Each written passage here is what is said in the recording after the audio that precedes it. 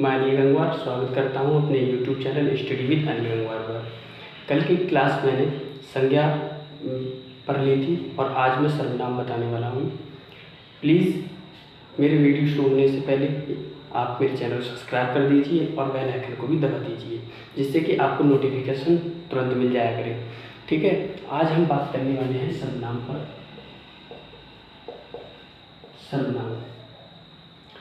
सर्वनाम किसे कहते हैं, सर्वनाम की परिभाषा क्या है, देखते हैं।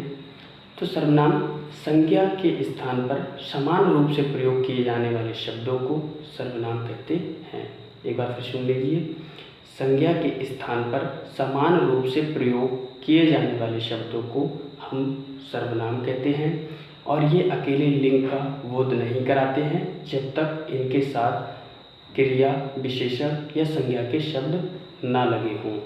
उदाहरण से समझते हैं। जैसे कि मैं बात करता हूँ तुम की, तुम एक सर्वनाम है और हम इसे क्लियर नहीं कर सकते कि ये स्त्री है या पुल्लिंग, इसलिए हम देखते हैं आगे के शब्दों को। तुम बाजार जा रहे हो, तुम बाजार जा रहे हो, ये हमारा पुल्लिंग शब्द बताता है तुम कि अब हमारा ये पुल्लिंग है, क्योंकि आगे क्रिया जा रहे हो पता लग रही है। अब हम बात करते हैं कि तुम बाजार जा रही हो। अब यहाँ पर रही आया है, जा रही हो, इसका मतलब तुम जो है वो स्त्रीलिंग है।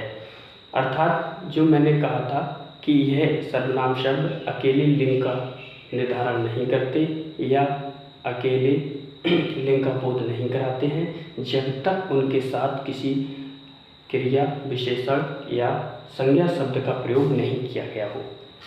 ठीक है, आगे बढ़ते हैं। हम नाम 6 प्रकार के होते हैं: पुरुषवाचक, निजवाचक, संबंधवाचक, निश्चयवाचक, अनिश्चयवाचक और प्रश्नवाचक। पहले शब्द की, चलो मैं आपको लिखकर बता देता हूँ। पुरुषवाचक सर्वनाम,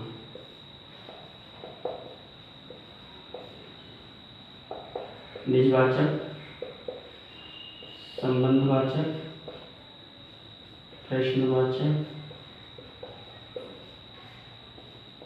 निश्चयवाचक और छठा है हमारा अनिश्चयवाचक।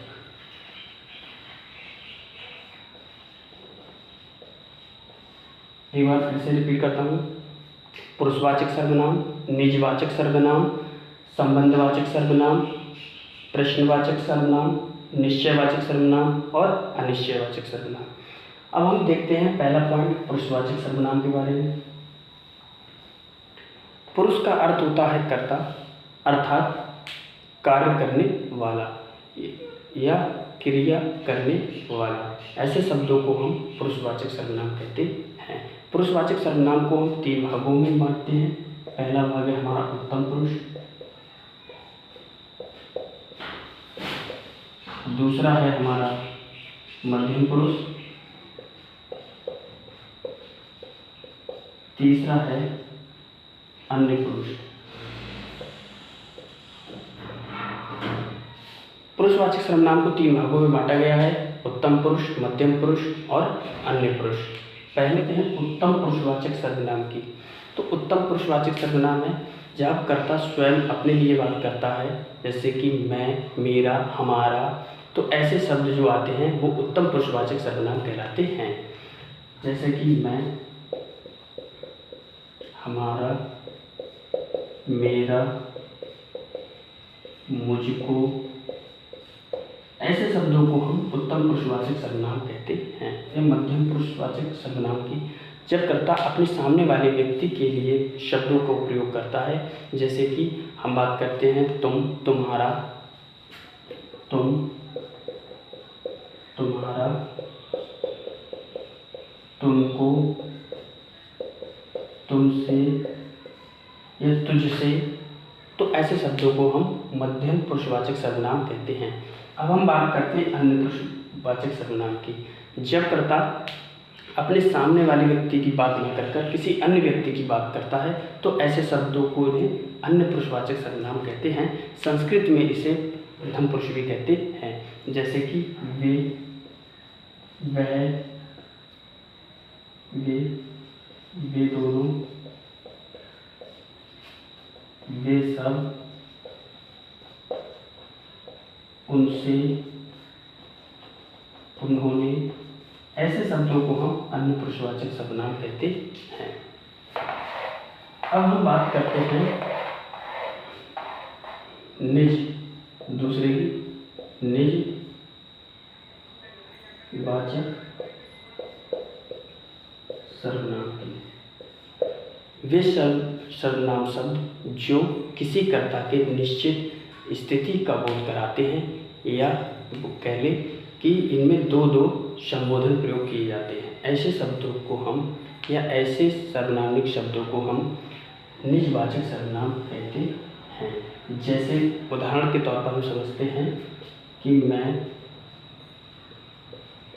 अपने आप घर चला जाऊंगा।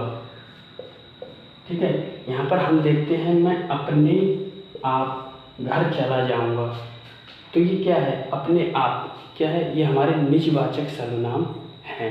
जैसे कि खुद, या होता मैं खुद चला जाऊंगा, स्वयं चला जाऊंगा, ऐसे शब्दों को हम क्या कहते हैं? निजवाचक सर्वनाम कहते हैं। अब हम बात करते हैं संबंधवाचक सर्वनाम।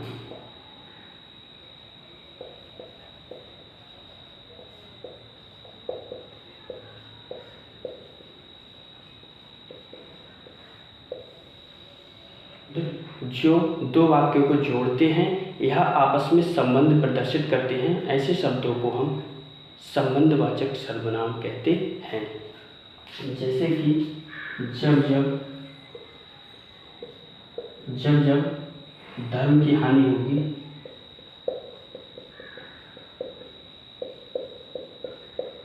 होगी तब भगवान जन्म लेंगे। तो जहाँ जब और तब एक संबंध दर्शा रहे हैं, तो ऐसे शब्दों को हम संबंधवाचक सर्वनाम कहते हैं। जैसे कि इसमें जहाँ तहाँ, ऐसे शब्दों को हम संबंधवाचक सर्वनाम कहते हैं। अब हम बात करते हैं चौथे की, प्रश्नवाचक।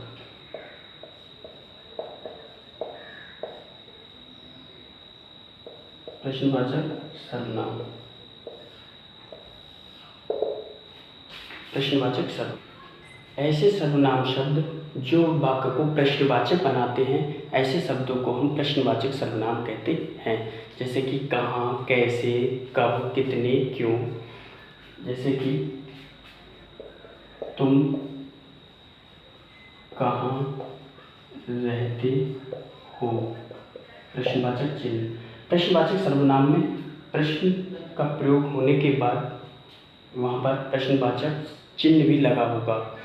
अब जैसे हमें यहाँ पर पूछा गया है तुम कहाँ रहती हो, तो कहाँ जो है वाक्य को हमारा प्रश्नवाचक बनाता है, या हम कह लें कि यहाँ पर प्रश्न पूछा जाता है कि तुम कहाँ रहती हो, इसलिए ऐसे शब्दों को हम प्रश्नवाचक सर्वनाम कहते हैं। यहाँ पर कुछ विस्मय शब्दों का भी प्रयोग किया जाता है, जो कि हम प्रश्न सर्वनाम होते तो हैं लेकिन उनका हम प्रयोग नहीं करते हैं। जैसे कि अगर हम बात करते हैं उदाहरण से, तुम कितने अच्छे हो, तुम कितने अच्छे हो, तो यहाँ पर हमारा कितने जो है वो प्रश्नवाचक सर्वनाम नहीं है, यहाँ पर विस्मय का प्रयोग किया गया है और पूर्ण विराम का भी प्रयोग किया गया है। इसलिए हमें देखना है कि वह विस्मय ना हो। ऐसे शब्दों जहाँ पर प्रश्न पूछे जाते हैं और लास्ट में प्रश्नवाचक चिन्ह का प्रयोग किया जाता है, ऐसे शब्दों को हम प्रश्नवाचक सर्वनाम कहते हैं। अब बात करते हैं हम निश्चयवाचक सर्वनाम की।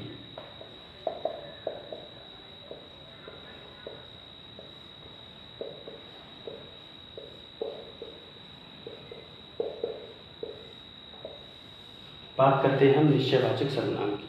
एक जैसे गुणों वाले समूह में से विशिष्ट व्यक्ति, वस्तु व स्थान को या स्थान की ओर संकेत करने वाले या निश्चित स्थिति का बोध कराने वाले शब्दों को हम निश्चयवाचक सर्वनाम कहते हैं। जैसे कि जैसे पुस्तकों का रखी हैं, बहुत सारी पुस्तक रखी हैं और मैं कहूँ कि यह पुस्तक मेरी है, यह पुस्तक मेरी है, तो यहाँ पर जो यह है, यह क्या है? निश्चयवाचक सर्वनाम है। यह मैं कह दूँ वह बाजा, यह वह बालक है, या वह पुस्तक मेरी है, ठीक है, या यह पुस्तक मेरी है, तो ऐसे शब्दों को हम क्या कहते हैं?